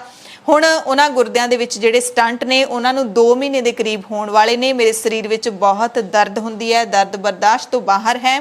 ਬਿਮਾਰੀ ਦਾ ਇਲਾਜ ਨਾ ਹੋਣ ਤੇ ਮਾਨਸਿਕ ਤੌਰ ਤੇ ਮੈਂ ਜਿੱਥੇ ਪਰੇਸ਼ਾਨ ਰਹਿਣਾ, ਉੱਥੇ ਮੈਨੂੰ ਦਰਦ ਤੋਂ ਬਚਣ ਲਈ ਦਿਨ ਵਿੱਚ 2 ਤੋਂ 3 ਪੇਨ ਕਿਲਰ ਦੇ ਟੀਕੇ ਲਵਾਉਣੇ ਪੈ ਰਹੇ ਨੇ। मैं अपने जीवन तो बहुत दुखी हाँ, इस करके मैं इच्छा मौत चाਹੁੰਦਾ हाँ। सो ये भी बहुत ही दुखदाई है कि उसके ढिड दे विच स्टंट ਜਿਹੜੇ 2 ਮਹੀਨੇ ਪਹਿਲਾਂ ਪਾ ਦਿੱਤੇ ਗਏ ਨੇ। ਇਹ ਮੁੱਦਾ ਅਸੀਂ ਵੀ ਵਾਰ-ਵਾਰ ਚੁੱਕਦੇ ਰਹਿੰਦੇ ਹਾਂ ਕਿ ਕਰੋਨਾ ਵਾਇਰਸ ਦੀ ਮਹਾਮਾਰੀ ਦੇ ਦਰਮਿਆਨ ਜਿੱਥੇ ਲੋਕਡਾਊਨ ਲਾ ਦਿੱਤਾ ਜਾਂਦਾ ਹੈ, ਹਸਪਤਾਲਾਂ ਦੇ ਵਿੱਚ OPDs ਬੰਦ ਕਰ ਦਿੱਤੀਆਂ ਜਾਂਦੀਆਂ ਨੇ, ਤਾਂ ਉਹਨਾਂ ਮਰੀਜ਼ਾਂ ਦਾ ਕੀ ਬਣੂਗਾ ਜਿਹੜੇ ਮਰੀਜ਼ ਹੋਰ ਬਿਮਾਰੀਆਂ ਤੋਂ ਪੀੜਤ ਨੇ। ਹਸਪਤਾਲਾਂ ਦੇ ਵਿੱਚ ਤਾਂ ਹੋਰ ਕਿਸੇ ਮਰੀਜ਼ ਨੂੰ ਦਾਖਲ ਹੀ ਨਹੀਂ ਹੋਣ ਦਿੱਤਾ ਜਾਂਦਾ ਕਰੋਨਾ ਤੋਂ ਬਿਨਾਂ। ਜਿਨ੍ਹਾਂ ਨੂੰ ਕਰੋਨਾ ਹੈ ਉਹਨਾਂ ਨੂੰ ਹਸਪਤਾਲ 'ਚ ਐਂਟਰੀ ਮਿਲਦੀ ਹੈ, ਜਿਨ੍ਹਾਂ ਨੂੰ ਨਹੀਂ ਹੈ ਉਹਨਾਂ ਦੀ ਬਾਤ ਤੱਕ ਨਹੀਂ ਪੁੱਛੀ ਜਾਂਦੀ, ਉਹਨਾਂ ਦੇ ਆਪਰੇਸ਼ਨ ਵੀ ਟਾਲ ਦਿੱਤੇ ਜਾਂਦੇ ਨੇ। ਤੇ ਸਰਕਾਰ ਨੂੰ ਇਹ ਅਜਿਹੇ ਲੋਕਾਂ ਦਾ ਖਾਸ ਤੌਰ ਤੇ ਧਿਆਨ ਰੱਖਣਾ ਚਾਹੀਦਾ ਹੈ ਤੇ ਪੰਜਾਬ ਦੇ ਮੁੱਖ ਮੰਤਰੀ ਕੈਪਟਨ ਅਮਰਿੰਦਰ ਸਿੰਘ ਨੂੰ ਇਸ ਅਪੀਲ ਨੂੰ ਰੱਦ ਕਰਕੇ ਐਡਵੋਕੇਟ ਜਿਹੜੇ ਖਰੜ ਦੇ ਹੈਗੇ ਨੇ ਨਰਿੰਦਰ ਸਿੰਘ, ਉਹਨਾਂ ਦੀ ਇੱਛਾ ਮੌਤ ਦੀ ਅਪੀਲ ਨੂੰ ਰੱਦ ਕਰਕੇ ਉਹਨਾਂ ਦਾ ਆਪਰੇਸ਼ਨ ਹੈ ਜਿਹੜਾ ਉਹ ਪ੍ਰਾਇੋਰਟੀ ਦੇ ਆਧਾਰ ਤੇ ਕਰਵਾਉਣਾ ਚਾਹੀਦਾ ਹੈ। ਰਾਸ਼ਟਰਪਤੀ ਨੂੰ ਵੀ ਜ਼ਰੂਰ ਇਸ ਚਿੱਠੀ ਦਾ ਜਵਾਬ ਹੈ ਜਿਹੜਾ ਉਹ ਦੇਣਾ ਚਾਹੀਦਾ ਹੈ। ਬੁਲੇਟਿਨ ਦੇ ਵਿੱਚ ਕੁਝ ਖਾਸ ਤੇ ਵੱਡੀਆਂ ਖਬਰਾਂ ਪੂਰੇ ਭਾਰਤ ਦੀਆਂ। ਸਭ ਤੋਂ ਪਹਿਲੀ ਖਬਰ ਰਾਜਧਾਨੀ ਦਿੱਲੀ ਤੋਂ ਹੈ, ਜਿੱਥੇ 1 ਜੂਨ ਤੋਂ ਫੈਕਟਰੀਆਂ ਖੁੱਲ ਜਾਣਗੀਆਂ, ਯਾਨੀ ਕਿ 2-3 ਦਿਨ ਬਾਅਦ ਇੱਥੇ ਨਿਰਮਾਣ ਕਾਰਜ ਨੇ ਜਿਹੜੇ ਉਹ ਸ਼ੁਰੂ ਹੋ ਜਾਣਗੇ। ਦਿੱਲੀ ਵਿੱਚ ਸੋਮਵਾਰ ਤੋਂ ਫੈਕਟਰੀਆਂ ਖੋਲ੍ਹਣ ਦੀ ਇਜਾਜ਼ਤ ਦੇ ਦਿੱਤੀ ਗਈ ਹੈ। ਮੁੱਖ ਮੰਤਰੀ ਅਰਵਿੰਦ ਕੇਜਰੀਵਾਲ ਨੇ ਕਿਹਾ ਕਿ ਕਰੋਨਾ ਤੇ ਬੜੀ ਔਖੀ ਤਰੀਕੇ ਨਾਲ ਅਸੀਂ ਕਾਬੂ ਪਾਇਆ ਹੈ ਤੇ ਦਿੱਲੀ ਨੂੰ ਹੌਲੀ-ਹੌਲੀ ਅਸੀਂ ਅਨਲੌਕ ਕਰ ਦਿਆਂਗੇ। ਉਹਨਾਂ ਕਿਹਾ ਕਿ ਫੈਕਟਰੀਆਂ ਖੋਲ੍ਹਣ ਤੇ ਨਿਰਮਾਣ ਕਾਰਜ ਸ਼ੁਰੂ ਕਰਨ ਦੀ ਇਜਾਜ਼ਤ 1 ਹਫ਼ਤੇ ਦੇ ਲਈ ਦਿੱਤੀ ਜਾਏਗੀ। ਉਸ ਤੋਂ ਬਾਅਦ ਦੇਖਾਂਗੇ, ਸਮੀਖਿਆ ਕਰਾਂਗੇ ਤੇ ਫਿਰ ਅਗਲਾ ਫੈਸਲਾ ਲਿਆ ਜਾਏਗਾ। ਅਰਵਿੰਦ ਕੇਜਰੀਵਾਲ ਨੇ ਕਿਹਾ ਕਿ ਦਿੱਲੀ ਵਿੱਚ ਮਾਮਲੇ ਨੇ ਜਿਹੜੇ ਕਰੋਨਾ ਵਾਇਰਸ ਦੇ ਲਗਾਤਾਰ ਘੱਟ ਹੋ ਰਹੇ ਨੇ ਤੇ ਇਹ ਸਭ ਦਿੱਲੀ ਦੇ 2 ਕਰੋੜ ਲੋਕਾਂ ਦੀ ਮਿਹਨਤ ਦਾ ਨਤੀਜਾ ਹੈ। ਕੇਜਰੀਵਾਲ ਨੇ ਕਿਹਾ ਕਿ 1 ਮਹੀਨੇ ਦੇ ਅੰਦਰ ਕਰੋਨਾ ਦੀ ਦੂਸਰੀ ਲਹਿਰ ਤੇ ਦਿੱਲੀ ਦੇ ਲੋਕਾਂ ਨੇ ਕਾਬੂ ਪਾ ਲਿਆ। ਪਿਛਲੇ 24 ਘੰਟਿਆਂ ਵਿੱਚ ਕਰੋਨਾ ਲਾਗ ਦੀ ਦਰ ਫੀਸਦ ਜਿਹੜੀ ਹੈ ਉਹ 1.5% ਰਹੀ ਹੈ। ਕਹਿੰਦੇ ਹੁਣ ਵੇਲਾ ਅਨਲੌਕ ਕਰਨ ਦਾ ਆ ਗਿਆ ਹੈ। ਅਸੀਂ ਇੱਕ ਪਾਸੇ ਕਰੋਨਾ ਨੂੰ ਵੀ ਕਾਬੂ ਕਰਾਂਗੇ, ਦੂਸਰੇ ਪਾਸੇ ਆਰਥਿਕ ਗਤੀਵਿਧੀਆਂ ਵੀ ਸ਼ੁਰੂ ਕਰਾਂਗੇ, ਪਰ ਸੋਮਵਾਰ ਸਵੇਰੇ 5 ਵਜੇ ਤੱਕ ਲੋਕਡਾਊਨ ਜਾਰੀ ਰਹੇਗਾ। ਉਹਨਾਂ ਕਿਹਾ ਕਿ LG ਸਾਹਿਬ ਦੀ ਪ੍ਰਧਾਨਗੀ ਦੇ ਵਿੱਚ ਹੋਈ ਬੈਠਕ ਦੌਰਾਨ ਲੋਕਡਾਊਨ ਖੋਲ੍ਹਣ ਲਈ ਕੁਝ ਫੈਸਲੇ ਲਏ ਗਏ ਨੇ ਤੇ ਅਸੀਂ ਹੁਣ ਹੌਲੀ-ਹੌਲੀ ਲੋਕਡਾਊਨ ਖੋਲ੍ਹ ਦਿਆਂਗੇ। ਕੇਜਰੀਵਾਲ ਨੇ ਨਾਲ ਸ਼ਰਤਾਂ ਵੀ ਲਾ ਦਿੱਤੀਆਂ ਨੇ ਕਿ ਦਿੱਲੀ ਵਾਸੀਆਂ ਨੂੰ ਸ਼ਰਤਾਂ ਦਾ ਧਿਆਨ ਵੀ ਰੱਖਣਾ ਪਵੇਗਾ, ਨਿਯਮਾਂ ਦੀ ਪਾਲਣਾ ਕਰਨੀ ਪਵੇਗੀ। ਜੇ ਮੁੜ ਕੇ ਉਹ ਹਾਲਾਤ ਤੁਸੀਂ ਕਰ ਦਿੱਤੇ ਤਾਂ ਅਸੀਂ ਫਿਰ ਤੋਂ ਲੋਕਡਾਊਨ ਲਾ ਦੇਵਾਂਗੇ, ਯਾਨੀ ਕਿ 1 ਹਫ਼ਤੇ ਦੇ ਲਈ ਥੋੜੀ ਜਿਹੀ ਮੌਲਤ ਦਿੱਤੀ। ਉਸ ਤੋਂ ਬਾਅਦ ਦੇਖਣਗੇ ਕੇਜਰੀਵਾਲ ਕਿ ਦਿੱਲੀ ਦੇ ਲੋਕ ਨੇ ਜਿਹੜੇ ਉਹ ਨਿਯਮਾਂ ਦੀ ਪਾਲਣਾ ਕਰਦੇ ਨੇ ਜਾਂ ਫਿਰ ਬਿਲਕੁਲ ਨਹੀਂ ਕਰਦੇ। ਸੋ LG ਸਾਹਿਬ ਦੀ ਪ੍ਰਧਾਨਗੀ, ਉਹਨਾਂ ਦਾ ਵਰਡ ਸੀਗਾ ਕੇਜਰੀਵਾਲ ਦਾ, ਯਾਨੀ ਕਿ ਦਿੱਲੀ ਦੇ ਵਿੱਚ ਹੁਣ ਜਿਹੜੀਆਂ ਲੈਫਟੀਨੈਂਟ ਗਵਰਨਰ ਦੇ ਹੱਥ ਦੇ ਵਿੱਚ ਸਾਰੀਆਂ ਤਾਕਤਾਂ ਚਲੇ ਗਈਆਂ ਨੇ, ਉਹਨਾਂ ਦਾ ਅਸਰ ਦਿਖਣਾ ਵੀ ਸ਼ੁਰੂ ਹੋ ਗਿਆ। ਕਾਂਗਰਸ ਦੇ ਸਾਬਕਾ ਪ੍ਰਧਾਨ ਅਤੇ ਲੋਕ ਸਭਾ ਸੰਸਦ ਮੈਂਬਰ ਰਾਹੁਲ ਗਾਂਧੀ ਨੇ ਕਿਹਾ ਕਿ ਪ੍ਰਧਾਨ ਮੰਤਰੀ ਮੋਦੀ ਲੋਕਾਂ ਨੂੰ ਝੂਠ ਤੇ ਝੂਠ ਬੋਲ ਰਹੇ ਨੇ। ਉਹਨਾਂ ਕਿਹਾ ਕਿ ਪ੍ਰਧਾਨ ਮੰਤਰੀ ਦੀ ਨੌਟੰਕੀ ਕਾਰਨ ਹੀ ਕਰੋਨਾ ਦੀ ਦੂਸਰੀ ਲਹਿਰ ਆਈ ਹੈ। ਰਾਹੁਲ ਨੇ ਵਰਚੁਅਲ ਤਰੀਕੇ ਦੇ ਨਾਲ ਪ੍ਰੈਸ ਕਾਨਫਰੰਸ ਕੀਤੀ ਅਤੇ ਕਿਹਾ ਕਿ ਸਰਕਾਰ ਦੇ ਕਰੋਨਾ ਨੂੰ ਲੈ ਕੇ ਜਿਹੜੇ ਅੰਕੜੇ ਦਿੱਤੇ ਗਏ ਨੇ, ਕਰੋਨਾ ਦੀਆਂ ਮੌਤਾਂ ਨੂੰ ਲੈ ਕੇ 100% ਝੂਠੇ ਨੇ। ਕਹਿੰਦੇ ਅਸੀਂ ਕਈ ਵਾਰੀ ਸਰਕਾਰ ਨੂੰ ਗੰਭੀਰਤਾ ਨਾਲ ਇਸ ਬਿਮਾਰੀ ਬਾਰੇ ਦੱਸਣ ਦੀ ਕੋਸ਼ਿਸ਼ ਕੀਤੀ, ਪਰ ਸਰਕਾਰ ਨੇ ਹਮੇਸ਼ਾ ਸਾਡਾ ਮਜ਼ਾਕ ਉਡਾਇਆ। ਸਰਕਾਰ ਨੂੰ ਇਹ ਸਮਝ ਹੀ ਨਹੀਂ ਆ ਸਕੀ ਕਿ ਕਰੋਨਾ ਇੱਕ ਬਿਮਾਰੀ ਨਹੀਂ, ਸਗੋਂ ਹਰ ਕਦਮ ਤੇ ਬਦਲ ਰਹੀ ਬਿਮਾਰੀ ਹੈ। ਰਾਹੁਲ ਨੇ ਕਿਹਾ ਕਿ ਪ੍ਰਧਾਨ ਮੰਤਰੀ ਨੂੰ ਇਹ ਨਹੀਂ ਸਮਝ ਆਈ ਕਿ ਵਾਇਰਸ ਨੂੰ ਜਿੰਨੀ ਥਾਂ ਮਿਲੇਗੀ ਉਨਾ ਇਹ ਜ਼ਿਆਦਾ ਫੈਲੇਗਾ ਤੇ ਉਹਨਾਂ ਲੋਕਾਂ ਨੂੰ ਜ਼ਿਆਦਾ ਬਿਮਾਰੀ ਲੱਗਦੀ ਹੈ ਜਿਹੜੇ ਪਹਿਲਾਂ ਹੀ ਬਿਮਾਰੀਆਂ ਨਾਲ ਜਕੜੇ ਹੋਏ ਨੇ, ਪਰ ਸਾਡੀ ਸਰਕਾਰ ਨੇ ਕੋਈ ਵੀ ਰਣਨੀਤੀ ਇਸ ਨਾਲ ਨਿਪਟਣ ਦੇ ਲਈ ਨਹੀਂ ਬਣਾਈ। ਰਾਹੁਲ ਗਾਂਧੀ ਨੇ ਇਹ ਵੀ ਕਿਹਾ ਕਿ ਲੋਕਡਾਊਨ ਦੇ ਨਾਲ ਸਿਰਫ ਆਮ ਲੋਕਾਂ ਨੂੰ ਪਰੇਸ਼ਾਨੀ ਹੁੰਦੀ ਹੈ, ਇਸ ਸਮੱਸਿਆ ਦਾ ਹੱਲ ਨਹੀਂ ਹੈ, ਵੈਕਸੀਨੇਸ਼ਨ ਹੋਣੀ ਚਾਹੀਦੀ ਹੈ। ਲੋਕਡਾਊਨ ਤਾਂ ਕਹਿੰਦੇ ਸਰਕਾਰ ਨੇ ਇੱਕ ਹਥਿਆਰ ਬਣਾ ਲਿਆ, ਮਾਸਕ ਵੀ ਪੱਕਾ ਹੱਲ ਨਹੀਂ ਹੈ, ਪੱਕਾ ਹੱਲ ਵੈਕਸੀਨ ਹੈ। ਰਾਹੁਲ ਗਾਂਧੀ ਨੂੰ ਫਿਰ ਇਹ ਵੀ ਪੁੱਛਿਆ ਗਿਆ ਕਿ ਜੇ ਮੋਦੀ ਸਰਕਾਰ ਮੌਤਾਂ ਦੇ ਅੰਕੜੇ ਬਾਰੇ ਝੂਠ ਬੋਲ ਰਹੀ ਹੈ ਤਾਂ ਕੀ ਤੁਹਾਡੀਆਂ ਸਰਕਾਰਾਂ, ਜਿੱਥੇ ਕਾਂਗਰਸ ਦੀਆਂ ਸਰਕਾਰਾਂ ਨੇ, ਉਹ ਵੀ ਝੂਠ ਬੋਲ ਰਹੀਆਂ ਨੇ? ਤਾਂ ਰਾਹੁਲ ਗਾਂਧੀ ਨੇ ਕੋਈ ਇਨਕਾਰ ਨਹੀਂ ਕੀਤਾ, ਕਿਹਾ ਕਿ ਮੈਂ ਮੁੱਖ ਮੰਤਰੀਆਂ ਦੇ ਨਾਲ ਨਿੱਜੀ ਤੌਰ ਤੇ ਗੱਲ ਕੀਤੀ ਹੈ ਤੇ ਕਿਹਾ ਕਿ ਝੂਠ ਬੋਲਣ ਨਾਲ ਨੁਕਸਾਨ ਹੀ ਹੋਊਗਾ, ਸੱਚ ਸਾਹਮਣੇ ਰੱਖੋ, ਮਦਦ ਮਿਲੇਗੀ। ਬਿਨਾਂ ਸੱਚਾਈ ਦੇ ਅਸੀਂ ਕਰੋਨਾ ਨਾਲ ਲੜਾਈ ਨਹੀਂ ਲੜ ਸਕਦੇ। ਗਾਂਧੀ ਨੇ ਕਿਹਾ ਕਿ ਮੈਂ ਗਰੰਟੀ ਨਾਲ ਕਹਿਣਾ ਸਰਕਾਰ ਦੇ ਅੰਕੜੇ ਝੂਠੇ ਨੇ, 100% ਝੂਠੇ ਨੇ। कोरोना की जगह रोकने का क्या तरीका है? कोरोना आक्रमण कैसे करता है?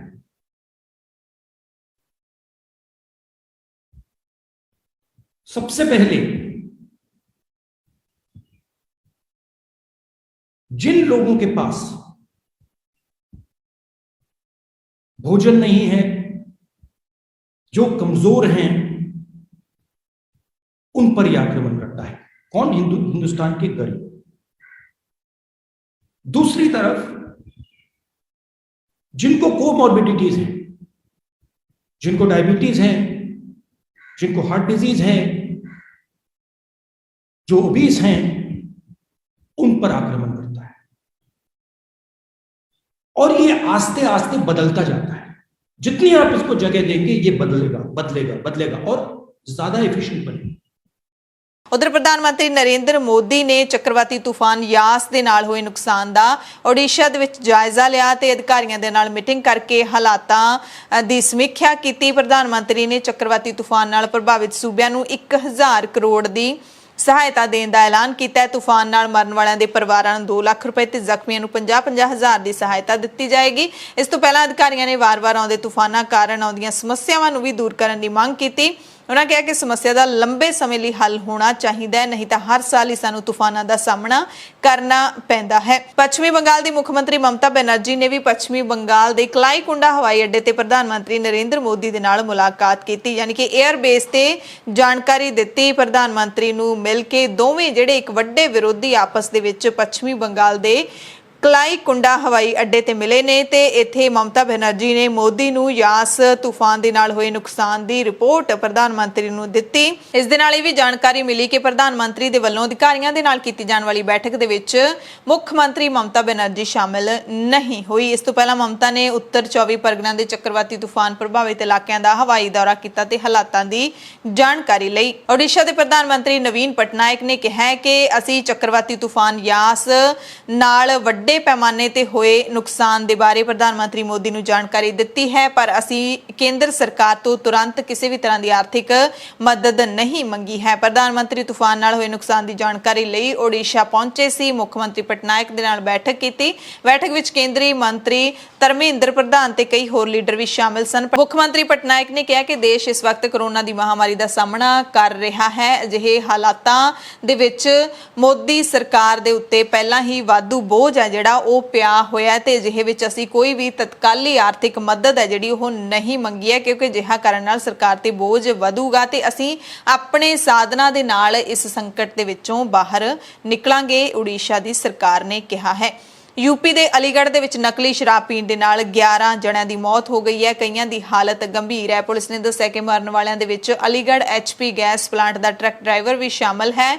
ਲੋਧਾ ਖੇਤਰ ਦੇ ਕਰਸੂਆ, ਨਿਮਾਣਾ, ਹੈਬਤਪੁਰ ਤੇ ਆਂਡਲਾ ਪਿੰਡਾਂ ਵਿੱਚ ਰਹਿਣ ਵਾਲਿਆਂ ਦੀ ਮੌਤ ਹੋਈ ਹੈ। ਇਸ ਮਾਮਲੇ ਵਿੱਚ ਮੁੱਖ ਮੰਤਰੀ ਯੋਗੀ ਆਦਿੱਤਿਆਨਾਥ ਨੇ ਦੋਸ਼ੀਆਂ ਦੇ ਖਿਲਾਫ ਕੌਮੀ ਸੁਰੱਖਿਆ ਐਕਟ ਲਾਉਣ ਦੇ ਹੁਕਮ ਦੇ ਦਿੱਤੇ ਨੇ।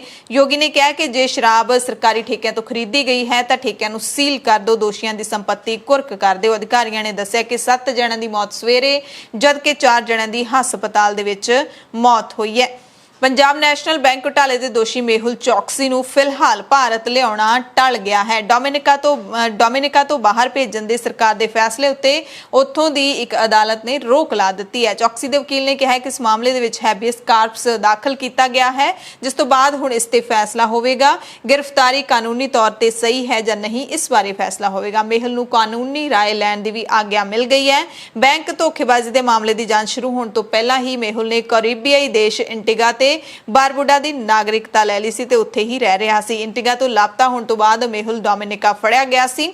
ਇਸ ਗ੍ਰਿਫਤਾਰੀ ਤੋਂ ਬਾਅਦ ਇੰਟੀਗਾ ਦੇ ਪ੍ਰਧਾਨ ਮੰਤਰੀ ਨੇ ਕਿਹਾ ਸੀ ਕਿ ਮੇਹੁਲ ਨੂੰ ਦੇਸ਼ ਵਾਪਸ ਨਹੀਂ ਅਸੀਂ ਰੱਖ ਸਕਦੇ। ਤੇ ਹੁਣ ਜਿਹੜਾ ਹੈਬਿਸ ਕਾਰਪਸ ਦਾਖਲ ਕੀਤਾ ਗਿਆ ਹੈ ਉਸ ਦਾ ਮਤਲਬ ਕੀ ਹੁੰਦਾ ਹੈ? ਦਰਅਸਲ ਬੰਦੀ ਨੂੰ ਪੇਸ਼ ਕਰਨ ਨੂੰ ਇੰਗਲੈਂਡ ਦੇ ਵਿੱਚ ਹੈਬਿਸ ਕਾਰਪਸ ਕਹਿੰਦੇ ਨੇ। ਇਸ ਦਾ ਸ਼ਬਦੀ ਅਰਥ ਹੈ ਸ਼ਰੀਰ ਲੈ ਕੇ ਆਓ, ਯਾਨੀ ਕਿ ਪ੍ਰਤੱਖ ਰੂਪ ਦੇ ਵਿੱਚ ਬੰਦੇ ਨੂੰ ਪੇਸ਼ ਕਰੋ, ਉਸ ਦੇ ਵਕੀਲ ਦੀ ਪੇਸ਼ੀ ਦੇ ਨਾਲ ਨਹੀਂ ਸਰਨਾ। ਪਰ ਅਜਿਹੇ ਵਿਅਕਤੀ ਨੂੰ ਕੋਰਟ ਦੇ ਵਿੱਚ ਪੇਸ਼ ਕਰਨਾ ਜ਼ਰੂਰੀ ਹੁੰਦਾ ਹੈ। ਫੜੇ ਗਏ ਵਿਅਕਤੀ ਨੂੰ ਫੜੇ ਜਾਣ ਦੇ ਕਾਰਨਾਂ ਦੀ ਜਾਂਚ ਕੀਤੀ ਜਾਂਦੀ ਹੈ। ਜੇਕਰ ਉਸਦੇ ਗ੍ਰਿਫਤਾਰ ਜਾਂ ਜੇਲ੍ਹ ਵਿੱਚ ਰੱਖਣ ਦੇ ਕੋਈ ਕਾਰਨ ਨਜ਼ਰ ਨਹੀਂ ਆਉਂਦੇ ਤਾਂ ਉਸ ਨੂੰ ਰਿਹਾ ਕਰ ਦਿੱਤਾ ਜਾਂਦਾ ਹੈ।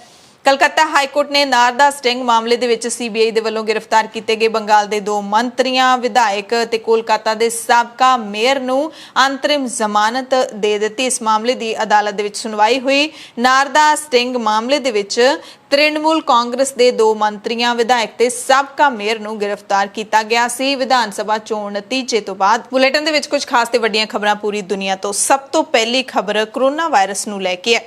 ਕੋਰੋਨਾ ਵਾਇਰਸ ਦੀ ਉਤਪਤੀ ਕਿੱਥੋਂ ਹੋਈ ਹੈ, ਇਸ ਨੂੰ ਲੈ ਕੇ ਅਮਰੀਕਾ, ਚੀਨ ਤੋਂ ਬਾਅਦ ਭਾਰਤ ਨੇ ਕੀ ਕਿਹਾ ਹੈ, ਇਹ ਖਬਰ ਆਈ ਹੈ। ਅਮਰੀਕਾ ਨੇ ਜ਼ਿੱਦ ਫੜੀ ਹੋਈ ਹੈ ਕਿ ਕੋਰੋਨਾ ਵਾਇਰਸ ਦੀ ਉਤਪਤੀ ਕਿੱਥੋਂ ਹੋਈ ਹੈ, ਇਸ ਦੀ ਜਾਂਚ ਜ਼ਰੂਰ ਹੋਵੇ। ਚੀਨ ਇਸ ਤੇ ਭੜਕਿਆ ਹੋਇਆ ਹੈ। ਅਮਰੀਕਾ ਦੇ ਨਾਲ-ਨਾਲ ਭਾਰਤ ਨੇ ਵੀ ਹੁਣ ਇਸ ਦੀ ਜਾਂਚ ਦੀ ਗੱਲ ਚੁੱਕੀ ਹੈ। ਅਮਰੀਕੀ ਰਾਸ਼ਟਰਪਤੀ ਜੋ ਬਾਈਡਨ ਨੇ ਪਿਛਲੇ ਦਿਨੀ ਅਮਰੀਕੀ ਜਾਂਚ ਏਜੰਸੀਆਂ ਨੂੰ ਕਿਹਾ ਸੀ ਕਿ 90 ਦਿਨਾਂ ਦੇ ਅੰਦਰ ਕੋਰੋਨਾ ਵਾਇਰਸ ਦੀ ਜਾਂਚ ਦੀ ਉਤਪਤੀ ਬਾਰੇ ਪਤਾ ਲਾਓ। ਉਹਨਾਂ ਨੇ ਇਹ ਵੀ ਕਿਹਾ ਸੀ ਕਿ ਅਸੀਂ ਜਾਂਚ ਦੀ ਰਿਪੋਰਟ ਜਨਤਕ ਕਰਾਂਗੇ। ਉਸ ਤੋਂ ਪਹਿਲੇ ਸਾਬਕਾ ਅਮਰੀਕੀ ਰਾਸ਼ਟਰਪਤੀ ਡੋਨਾਲਡ ਟਰੰਪ ਨੇ ਵੀ ਕੋਰੋਨਾ ਵਾਇਰਸ ਨੂੰ ਚੀਨੀ ਵਾਇਰਸ, ਵੁਹਾਨ ਵਾਇਰਸ ਆਦਿ ਕਿਹਾ ਸੀ। ਉਹਨਾਂ ਦੀਆਂ ਇਹਨਾਂ ਟਿੱਪਣੀਆਂ ਦੇ ਨਾਲ ਅਮਰੀਕਾ ਤੇ ਚੀਨ ਦੇ ਸੰਬੰਧ ਕਾਫੀ ਖਰਾਬ ਹੋਏ ਸੀ। ਭਾਰਤ ਨੇ ਵੀ ਆਪਣੀ ਰਾਏ ਰੱਖੀ ਹੈ। ਭਾਰਤੀ ਵਿਦੇਸ਼ ਮੰਤਰਾਲੇ ਨੇ ਅੱਜ ਇੱਕ ਬਿਆਨ ਜਾਰੀ ਕੀਤਾ ਕਿ WHO ਦੀ ਕੋਵਿਡ-19 ਦੀ ਉਤਪਤੀ ਬਾਰੇ ਜਾਂਚ ਦਾ ਅਧਿਐਨ ਇੱਕ ਅਹਿਮ ਮੁੱਦਾ ਹੈ। ਇਸ ਮਾਮਲੇ ਦੇ ਵਿੱਚ ਅਗਲੇ ਪੜਾਅ ਦੀ ਜਾਂਚ ਦੀ ਲੋੜ ਹੈ ਤਾਂ ਜੋ ਕਿਸੇ ਨਤੀਜੇ ਤੇ ਪਹੁੰਚਿਆ ਜਾ ਸਕੇ। ਇਸ ਜਾਂਚ ਅਤੇ ਅਧਿਐਨ ਦੇ ਲਈ WHO ਨੂੰ ਸਾਰੀ ਮਦਦ ਮਿਲਣੀ ਚਾਹੀਦੀ ਹੈ। ਅਗਲੀ ਖਬਰ ਹੈ ਕਿ ਇਜ਼ਰਾਈਲ ਦੇ ਖਿਲਾਫ UN ਦੇ ਵਿੱਚ ਅਹਿਮ ਪ੍ਰਸਤਾਵ ਪਾਸ ਹੋਇਆ ਹੈ। ਭਾਰਤ, ਚੀਨ ਤੇ ਰੂਸ ਨੇ ਕਿਸ ਨੂੰ ਵੋਟਾਂ ਪਾਈਆਂ ਨੇ, ਇਹ ਜਾਣਨ ਦੀ ਕੋਸ਼ਿਸ਼ ਕਰਾਂਗੇ ਇਸ ਖਬਰ ਦੇ ਵਿੱਚ।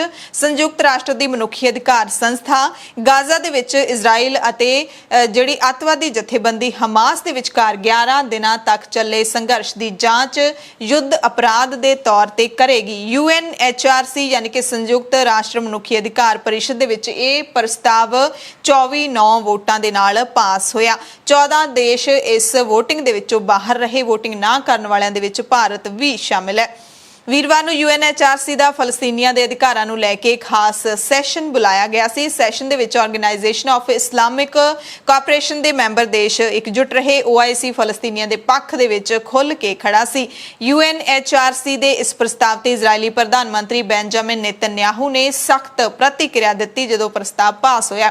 ਕਿਹਾ ਕਿ UNHRC ਦੇ ਵਿੱਚ ਲਿਆ ਗਿਆ ਸ਼ਰਮਨਾਕ ਫੈਸਲਾ ਇੱਕ ਹੋਰ ਉਦਾਹਰਣ ਹੈ ਕਿ ਸੰਯੁਕਤ ਰਾਸ਼ਟਰ ਦੀ ਇਹ ਸੰਸਥਾ ਕਿਵੇਂ ਇਜ਼ਰਾਈਲ ਵਿਰੋਧੀ ਮਨਸ਼ਾ ਦੇ ਨਾਲ ਕੁੱਟ-ਕੁੱਟ ਕੇ ਭਰੀ ਹੋਈ ਹੈ। ਇੱਕ ਵਾਰ ਫਿਰ ਤੋਂ ਆਟੋਮੈਟਿਕ ਬਹੁਮਤ ਵਾਲੀ ਇਸ ਕਾਉਂਸਲ ਨੇ ਨਸਲਕੁਸ਼ੀ ਕਰਨ ਵਾਲੀ ਅੱਤਵਾਦੀ ਜਥੇਬੰਦੀ ਜਿਸ ਨੇ ਜਾਣਬੁੱਝ ਕੇ ਇਜ਼ਰਾਈਲੀ ਨਾਗਰਿਕਾਂ ਨੂੰ ਨਿਸ਼ਾਨਾ ਬਣਾਇਆ ਤੇ ਗਾਜ਼ਾ ਦੇ ਲੋਕਾਂ ਨੂੰ ਢਾਲ ਵਾਂਗੂ ਇਸਤੇਮਾਲ ਕੀਤਾ, ਉਹਨਾਂ ਦੇ ਅਪਰਾਧਾਂ ਤੇ ਪਰਦਾ ਪਾ ਰਹੀ ਹੈ। ਭਾਰਤ ਇਸ VOTING ਦੇ ਵਿੱਚ ਸ਼ਾਮਲ ਨਹੀਂ ਹੋਇਆ। ਭਾਰਤ ਦੇ ਨਾਲ 13 ਹੋਰ ਦੇਸ਼ VOTING ਤੋਂ ਬਾਹਰ ਰਹੇ। ਭਾਰਤ ਨੇ 27 ਮਈ ਨੂੰ ਯਾਨੀ ਕਿ ਕੱਲ ਹੀ UNHRC ਦੇ ਵਿੱਚ ਆਪਣੀ ਪਹਿਲਾਂ ਵਾਲੀ ਗੱਲ ਦੁਹਰਾਈ ਕਿ ਭਾਰਤ ਫਲਸਤੀਨੀਆਂ ਦੇ ਮੁੱਦੇ ਦੇ ਨਾਲ ਖੜਾ ਹੈ। ਭਾਰਤ ਦੇ ਹਾਲੀਆ ਬਿਆਨਾਂ ਨੂੰ ਲੈ ਕੇ ਕਿਹਾ ਜਾ ਰਿਹਾ ਹੈ ਕਿ ਉਸ ਦਾ ਰੁਖ ਇਜ਼ਰਾਈਲ ਵਾਲੇ ਪਾਸੇ ਹੈ। VOTING ਤੋਂ ਬਾਹਰ ਰਹਿਣ ਵਾਲੇ ਦੇਸ਼ ਭਾਰਤ ਦੇ ਨਾਲ-ਨਾਲ France, Italy, Japan, Nepal, Netherlands, Poland, ਦੱਖਣੀ Korea, Fiji, Bahamas, Brazil, Denmark, Togo ਤੇ ਯੂਕਰੇਨ ਨੇ। ਤੇ ਇਜ਼ਰਾਈਲ ਦੇ ਖਿਲਾਫ ਜਿਨ੍ਹਾਂ ਨੇ ਵੋਟ ਕੀਤੀ ਹੈ ਉਹਨੇ ਚੀਨ, ਰੂਸ, ਪਾਕਿਸਤਾਨ, ਬੰਗਲਾਦੇਸ਼, ਫਿਲੀਪਾਈਨਜ਼,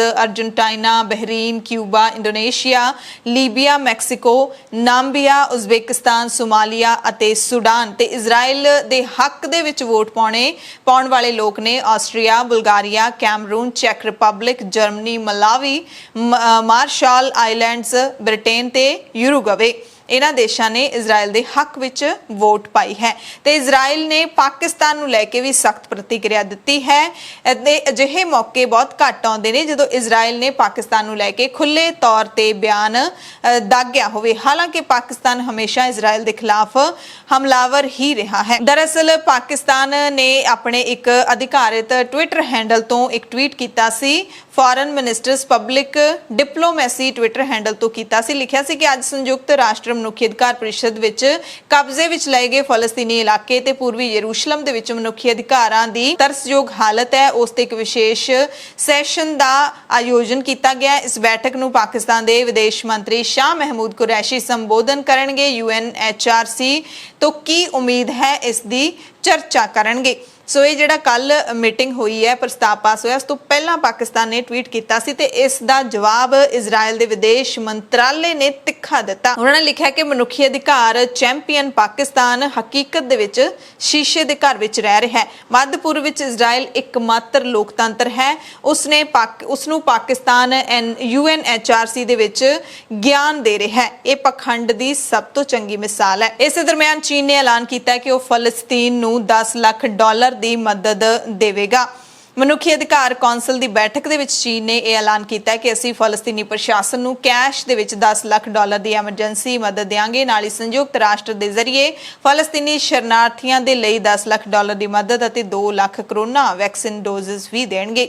ਸੀਰੀਆ ਦੀਆਂ ਰਾਸ਼ਟਰਪਤੀ ਚੋਣਾਂ ਦੇ ਵਿੱਚ ਬਸ਼ਰ ਅਲ ਅਸਦ ਨੇ ਜ਼ਬਰਦਸਤ ਜਿੱਤ ਹਾਸਲ ਕਰਕੇ ਲਗਾਤਾਰ ਚੌਥੀ ਵਾਰੀ ਸੱਤਾ ਤੇ ਕਬਜ਼ਾ ਕੀਤਾ ਹੈ। ਦੇਸ਼ ਵਿੱਚ ਬੁੱਧਵਾਰ ਨੂੰ ਪਈਆਂ ਵੋਟਾਂ ਦੇ ਵਿੱਚ ਅਸਦ ਨੂੰ 95% ਤੋਂ ਵੀ ਵੱਧ ਵੋਟਾਂ ਮਿਲੀਆਂ ਨੇ। ਉਹਨਾਂ ਨੂੰ ਚੁਣੌਤੀ ਦੇਣ ਵਾਲੇ ਦੋ ਉਮੀਦਵਾਰਾਂ ਵਿੱਚੋਂ ਮਹਿਮੂਦ ਅਹਿਮਦ ਮਾਰੀ ਨੂੰ 3.3% ਤੇ ਅਬਦੁੱਲਾ ਸਾਲਾਮ ਅਬਦੁੱਲਾ ਨੂੰ ਸਿਰਫ 1.5% ਵੋਟਾਂ ਮਿਲੀਆਂ ਨੇ। ਸੀਰੀਆ ਦੇ ਵਿਰੋਧੀ ਜਿਹੜੇ ਦਲ ਹੈਗੇ ਨੇ, ਵਿਰੋਧੀ ਪਾਰਟੀਆਂ, ਉਹ ਇਸ ਚੋਣਾਂ ਨੂੰ ਪਖੰਡ ਦੱਸਦੀਆਂ ਨੇ। ਅਮਰੀਕਾ ਤੇ ਯੂਰਪੀਅਨ ਦੇਸ਼ਾਂ ਨੇ ਕਿਹਾ ਸੀ ਕਿ ਇਹ ਚੋਣਾਂ ਸੁਤੰਤਰ ਅਤੇ ਨਿਰਪੱਖ ਨਹੀਂ ਹਨ। ਹਾਲਾਂਕਿ ਰਾਸ਼ਟਰਪਤੀ ਜਿਹੜੇ ਬਸ਼ਰ ਅਲ ਅਸਦ ਉਹ ਪਹਿਲਾਂ ਹੀ ਕਹਿ ਚੁੱਕੇ ਸੀ ਕਿ ਪੱਛਮ ਤੋਂ ਜੋ ਵੀ ਪ੍ਰਤੀਕਿਰਿਆ ਆਏਗੀ ਉਸ ਦੇ ਨਾਲ ਮੈਨੂੰ ਕੋਈ ਬਹੁਤਾ ਫਰਕ ਨਹੀਂ ਪੈਂਦਾ। ਐਮਰਜੈਂਸੀ ਬੁਲੇਟਿਨ ਦੇਖਣ ਵਾਲੇ ਸਾਰੇ ਦਰਸ਼ਕਾਂ ਦਾ ਧੰਨਵਾਦ।